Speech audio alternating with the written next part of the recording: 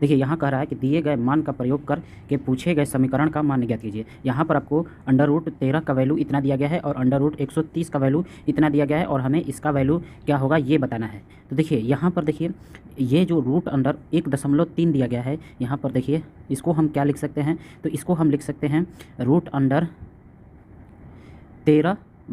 ये हम लिख सकते हैं क्योंकि यहाँ से एक दशमलव हटेगा तो नीचे में 10 आ जाएगा, तो 13/10 हम लिख सकते हैं। तो ऊपर भी हम 10 से गुना करते हैं और नीचे भी हम 10 से गुना करते हैं, तो हमारा कितना आ जाता है √130 बटे आपका आ जाएगा 100। तो यहाँ पर देख सकते हैं ऊपर में हो जाएगा 130 और नीचे में हो जाएगा √100। तो 130 का वैल्यू यहाँ पर दिया गया है, यहाँ पर देख सकते हैं √130 का वैल्यू 11.40। तो यहाँ पर हमारा हो गया 11.40 और नीचे में √100 का वैल्यू कितना आ जाएगा, तो यहाँ पर आ जाएगा 10। यानी कि इसको हम नीचे से एक पॉइंट और बढ़ जाएगा, ये 10 हटेगा तो हमारा हो जाएगा 1.140। तो हमारा इसका कितना वैल्यू आ गया, तो इसका यहाँ पर लिख लेते हैं 1.140। अब देखिए इसका मान हमें निकालना है, तो इसको हम क्या लिख सकते हैं √13 और गुने इसके अंडर ही 100 लिख सकते हैं। तो यहाँ पर 100 तो बाहर निकल जाएगा, तो 100 बाहर निकलेगा तो कितना हो जाएगा 10 और √13 और √13 का वैल्यू कितना दिया गया है 3.605। तो यहाँ पर 10 गुने हो जाएगा 3.605। तो 10 से गुना करेंगे तो कितना आ जाएगा 36.05। तो हमारा यहाँ पर इसका भी वैल्यू आ गया, यहाँ पर इसका वैल्यू कितना आ गया 36.05।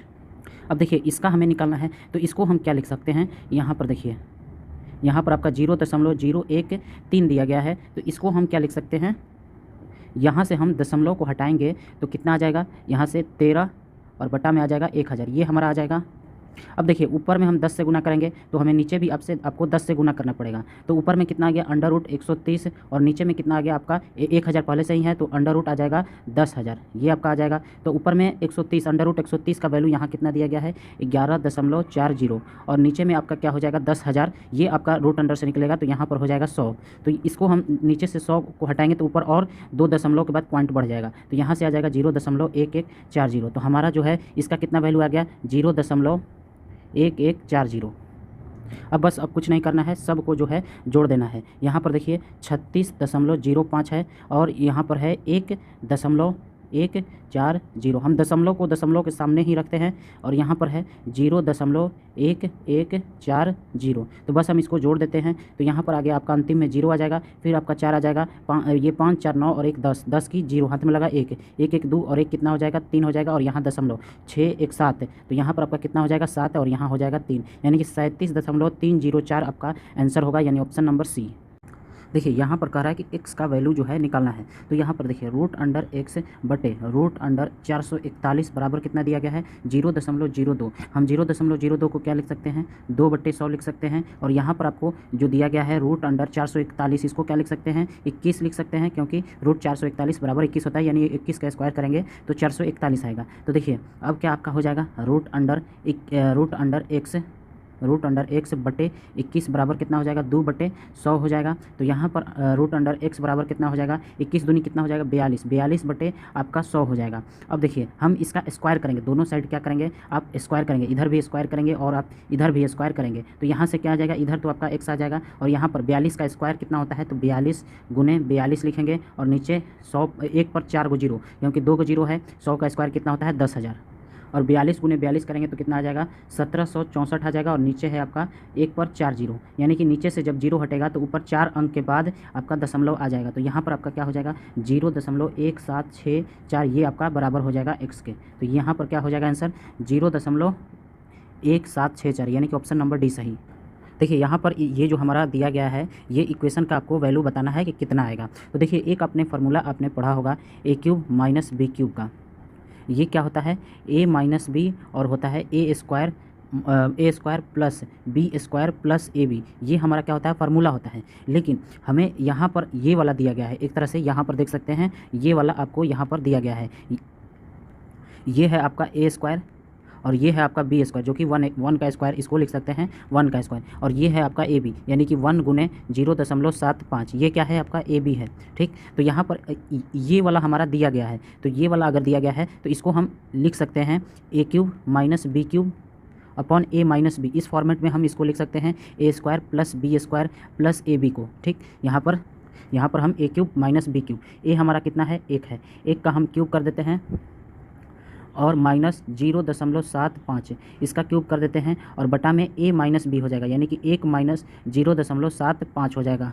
और इसके साथ हमारा ये दिया गया है प्लस करके, तो यहाँ पर प्लस हो जाएगा 0.75 का क्यूब और यहाँ पर आपका हो जाएगा 1 माइनस 0.75। अब देखिए नीचे वाला को घटा देते हैं तो ऊपर में बच गया 0.75 का क्यूब और नीचे में हो गया 0.25। वैसे ही यहाँ पर 1 का क्यूब कर देते हैं माइनस 0.75 का क्यूब कर देते हैं और नीचे हो जाएगा 0.25। अब देखिए दोनों को हम एलसीएम ले लेंगे तो 0.25 यहाँ से एलसीएम आ गया, यहाँ पर क्या रह जाएगा 0.75 का क्यूब और यहाँ आपका हो जाएगा प्लस 1 का क्यूब और यहाँ हो जाएगा माइनस 0.75 का क्यूब। यहाँ पर आप देख रहे हैं कि ये से ये कट गया क्योंकि एक प्लस में है और एक आपका माइनस में, यानी कि 1 का क्यूब कितना हो जाएगा 1 हो जाएगा और बटा में कितना हो जाएगा 0.25। ये पॉइंट हटेगा तो ऊपर 2 जीरो जाएगा और ये दोनों कट जाएगा, 25 से 100 कट जाएगा 4 बार में, तो इसका आंसर कितना हो जाएगा 4, यानी कि ऑप्शन नंबर ए सही।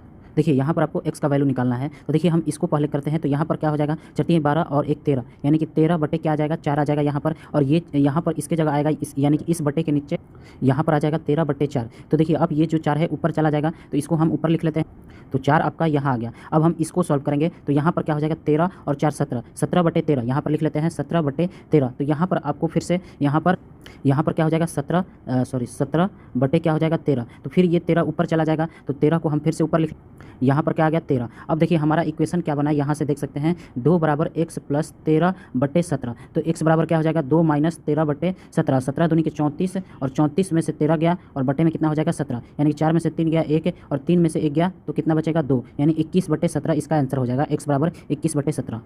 देखिए यहाँ क्या कह रहा है कि ये जो नंबर दिया गया है 20,184 को किस संख्या से गुना करना चाहिए ताकि प्राप्त संख्या पूर्ण वर्ग हो। अभी जो है ये किसी का जो है वर्ग नहीं है, स्क्वायर नहीं है, लेकिन इसमें क्या गुना करना चाहिए ताकि ये जो है पूर्ण वर्ग हो जाए। तो देखिए यहाँ पर 20,184 दिया गया है, तो इसको सबसे सिंपल जो होता है वो फैक्टर कर लेते हैं। पहले 2 से करेंगे तो यहाँ 10 और यहाँ 0 आ जाएगा और यहाँ 9 हो जाएगा और यहाँ 2 हो जाएगा।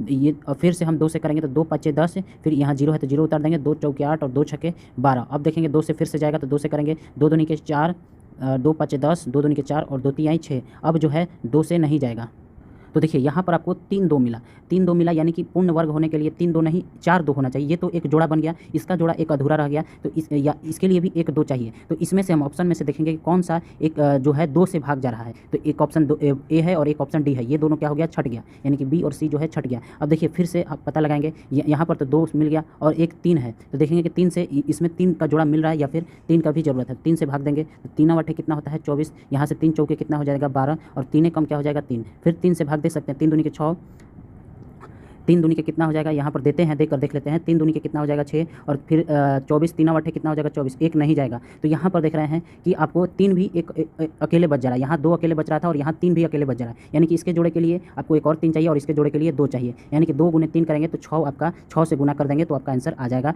ये जो है परफेक्ट स्क्वायर